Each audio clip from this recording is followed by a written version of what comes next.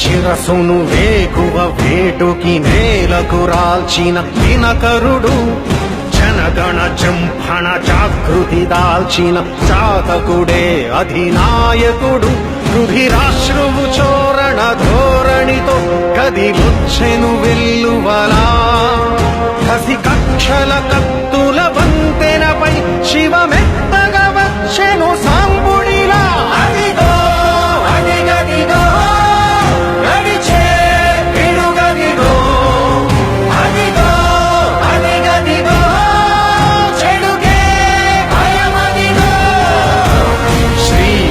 భీకర భూవరమై రణధీరత నింపిన శ్రామికుడు, భగభగ హింసను ధ్వంసము చేయగ అడుగిడెరా అధినాయకుడు.